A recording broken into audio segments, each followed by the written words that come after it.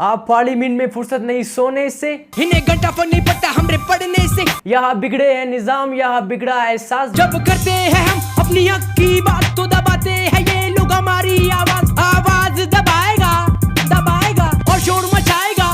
मैंने ये rap song इसलिए बनाया, एक दिन मैं गया था प्रोटेस्ट पे, यहाँ पे ऑनलाइन क्लासेस के अगेंस्ट प्रोटेस्ट हो रहा था, तो मैं वहाँ पे गया। ये स्टूडेंट्स जो बलूचिस्तान के स्टूडेंट्स हैं उनको देखा प्रेस क्लब के सामने, तो मेरे दिमाग में एक आइडिया आया कि भाई मुझे अभी कुछ करना है मेरे अपनों के लिए। मैं एक आर्टिस्ट हूँ, तो मैंने अपनी तरीके से कुछ करने की सोचा। तब मैंने मतलब रूम जाके अरसलान भाई से बात किया कि भाई मुझे एक रैप लिखना है ऑनलाइन क्लासेस के अगेंस्ट, तो उसने मेरा साथ बहुत दिया।